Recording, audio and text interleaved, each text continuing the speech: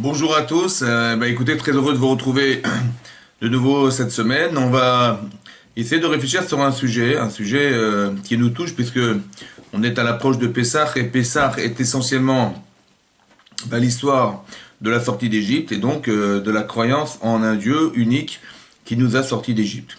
Alors, on n'est pas là pour prétendre qu'on va déterminer la vérité, la réalité, etc.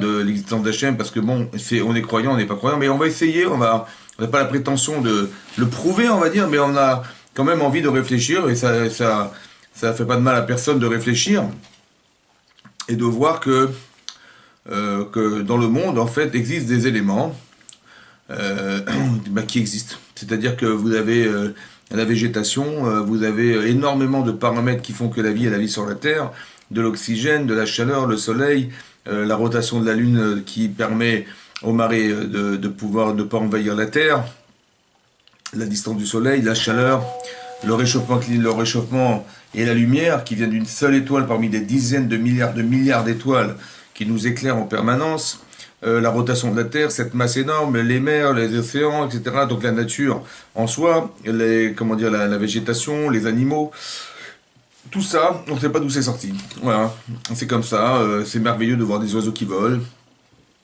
on peut être émerveillé devant la nature, et on s'est dit, mais on n'a jamais vu, je sais pas moi, un oiseau qui sortait de la terre. Je veux dire, on ne sait même pas comment ils sont arrivés là.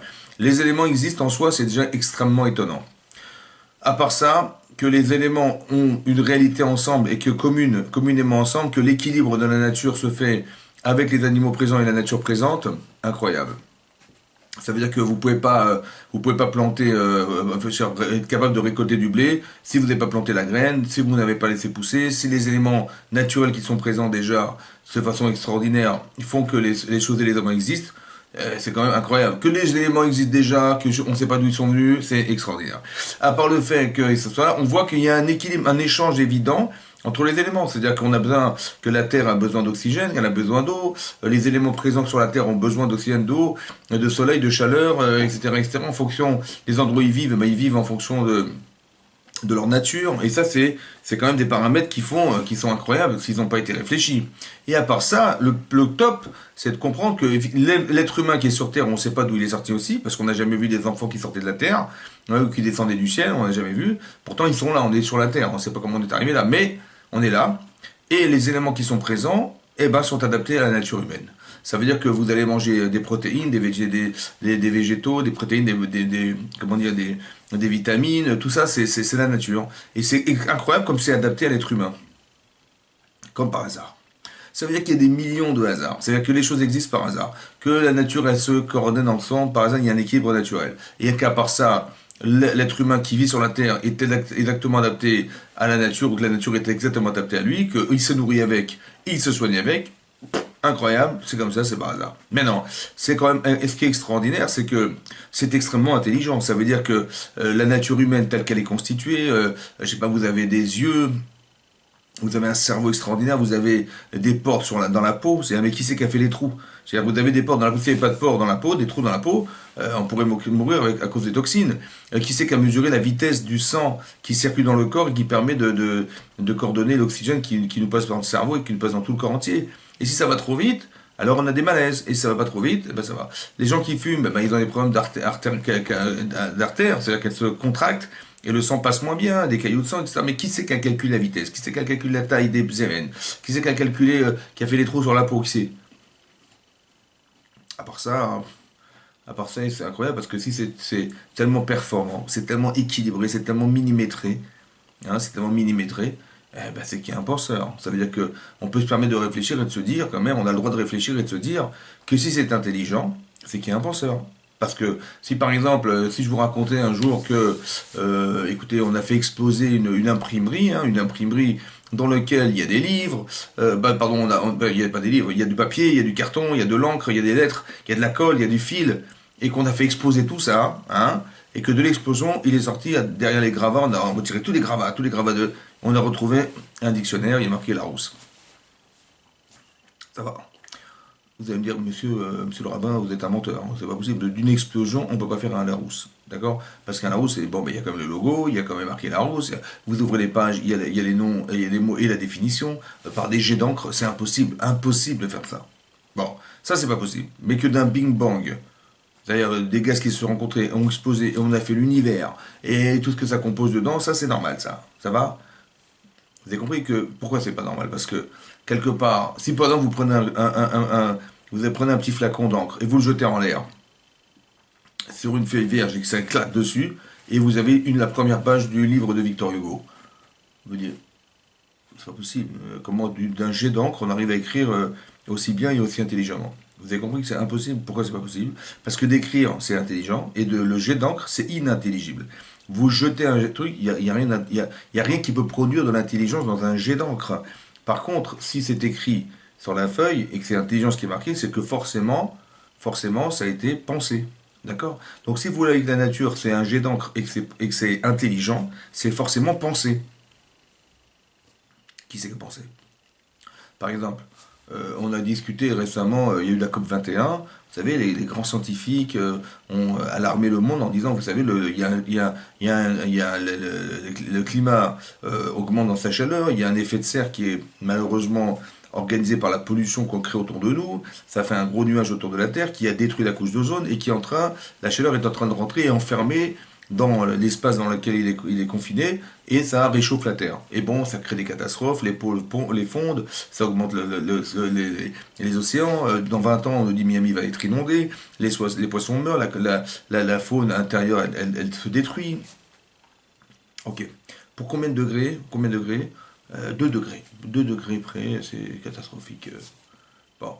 Maintenant, quelle est la source de la chaleur? Ben, la source de la chaleur, c'est le soleil. Le Soleil, il a combien de kilomètres de la Terre? Ben, le Soleil, il est à 150 millions. 150 millions de kilomètres. 150 millions de kilomètres de la Terre. C'est une étoile qui est là, on ne sait pas où elle est, on ne sait pas pourquoi. Qu'est-ce qu'il a mis là? Elle est là. Bon, on a de la chance, elle est là. Elle a 150 millions de kilomètres. Bon, si elle était à 140 millions, on n'aurait pas eu de chance, mais bon, c'est comme ça, on serait brûlé. Si elle était à 160 millions, eh ben on serait congelé. Bon, maintenant on est à la bonne température, mais pas à la bonne température au degré près. Ça veut dire qu'à 2 degrés près sur la planète, eh ben c'est la fin du monde. Les pôles vont fondre et ça va inonder la Terre et on est foutu. Ça va? Qui c'est qui a mis le soleil à cet endroit, exactement positionné à la bonne place, à 150 millions de kilomètres, et qu'on ait la bonne température, la bonne lumière, on a tout ce qu'il faut. Et que, en vérité, si on est en danger aujourd'hui, ben c'est à cause des hommes qui polluent la Terre, et malheureusement, tout ce que fait l'homme, ça détruit la Terre. Et tout ce qui était au présent, avant que l'homme existe, avant que l'homme ait agi sur la Terre, eh ben c'était parfait. Il n'y avait pas de pollution, on pouvait consommer des fruits, machin, on ne devient pas malade de ce qu'on mange. Et là, on mange des pesticides, on respire de la pollution en permanence, des particules de fumée, de poussière qui nous envahissent la Terre. Vous avez compris qu'il y a un problème. Vous avez compris? Ça veut dire que quelque part ça a été réfléchi. Alors on n'est pas obligé d'y croire. Bon, chacun fait ce qu'il veut. Mais quelque part c'est quand même révélateur qu'il y a un penseur. Parce que si vous pensez, vous, que c'est la nature qui réfléchit, bon, vous dites, bah, quand vous dites, bah, il y a des oiseaux, c'est la nature. Les arbres poussent, il y a des fruits, c'est la nature. On a de l'oxygène, c'est la nature. Il y a un soleil, bah, c'est la nature. On consomme ce qu'on a, bah, c'est la nature, tout est la nature. Il n'y a pas de problème, c'est la nature. Et dites-moi, il est où le cerveau de la nature? Il est où le cerveau? Il est où il est sur les montagnes? Il y a quelque chose qui pense? Qu'est-ce qui organise tout ça? Hein, que la Terre elle tourne, il y a les saisons, etc. Tout ce qui fait que la vie est la vie sur la Terre. Mais si c'est intelligent, c'est qu'il y a un penseur, mais le penseur, il est où? Il est où le penseur? Si on peut tout le temps dire que c'est la nature, moi je veux bien, pas de problème, mais elle est où? Il est où le cerveau de la nature qui réfléchit tout ça? Tout ça, où c'est? Où c'est? C'est comme dans le corps humain, on a déterminé qu'on a de l'énergie dans le corps. Ça veut dire que, bah, je sais pas, vous mettez des électrodes dans votre cerveau, on les colle sur le crâne, et on voit que quand on réfléchit, grâce à l'IRM, on voit des mouvements électriques qui se passent dans le cerveau. Ça va? D'accord? Maintenant, mouvement électrique, c'est qu'il y a de l'électricité. Si l'électricité, je veux bien, donc ça veut dire qu'il y a une énergie. C'est-à-dire qu'il y a une batterie, il y a une pile, il y a quelque chose qui déclenche l'énergie chez l'homme. Elle est où la pile? Elle est où la pile électrique qui crée l'énergie? Alors il y en a qui vont dire, bah oui, c'est le cœur. Non, le cœur c'est une pompe. C'est-à-dire que le cœur il est actionné par une énergie qui crée une pompe, qui est une pompe en soi et qui prend le sang et qui l'envoie dans tout le corps entier. Mais lui-même il marche électriquement. C'est quoi l'énergie? Comment ça se détermine l'énergie? On dit, oh, c'est comme ça. Non, nous on pense qu'il y a une âme. C'est l'âme qui donne l'énergie. La preuve, c'est quand la personne décède, l'âme s'en va, et c'est une réponse qui est donnée dans la Torah. Comme toutes les réponses sont données dans la Torah. Mais quelque part, ça veut dire quoi? Ça veut dire que c'est-à-dire qu'on n'est pas obligé de croire en Dieu, mais au moins on peut se dire, attends, on peut quand même réfléchir. Et c'est-à-dire, c'est quand même pas normal tout ça. Comment ça s'explique? Le fait que ça existe, le fait que ça soit intelligent, et le fait que nous-mêmes, on soit coordonnés par ça. Vous avez compris? Et à force de penser, on peut quand même établir que quelque part, il s'est passé quelque chose à l'origine de la création du monde, de cette existence du monde. D'accord? Et à part ça, hein, il faut comprendre que on pourrait toujours douter de l'existence de Dieu, mais Hachem, il s'est dévoilé, il s'est révélé sur le mont Sinaï. Sur le mont Sinaï, il s'est révélé déjà à Moshe, il s'est révélé au mont Sinaï, et que tout le monde a entendu. C'est pas un bonhomme qui dit, moi j'ai écouté la voix de Dieu, je vais vous raconter ma vie, et je vais vous écrire une Bible. Non, c'est pas comme ça que c'est passé. Hachem, il s'est révélé à des millions de personnes. Et la révélation d'Hachem à l'époque du mont Sinaï, elle s'est passée, et tout le monde l'a entendu. Le monde entier a entendu la voix d'Hachem qui a dit Anochi Hachem Lokera, je suis ton Dieu qui t'ai fait sortir d'Égypte. Ça veut dire que ça a été su et c'est tellement puissant comme message que tout le monde a entendu. Vous avez compris? Maintenant vous dire ah mais d'accord mais on n'était pas là pour le voir et donc tout ça c'est raconté dans la Bible mais on ne sait rien que ça existait. Autant que j'ai jamais vécu la Révolution française, hein, ni vous ni moi.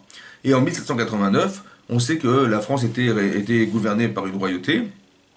C'était Louis XVI, Marie-Antoinette, et voilà, et puis il y a eu une révolution en France. Les gens en avaient assez de ce gouvernement qui était royal, et ils ont carrément fait chuter ce gouvernement, et ils ont créé comment dire, des nouveaux principes de vie, ouais, qui sont à la révolution, bah, qui ont fait on a séparé comment dire, l'État de l'Église, etc., etc. Donc on est rentré dans une nouvelle ère qui était l'ère.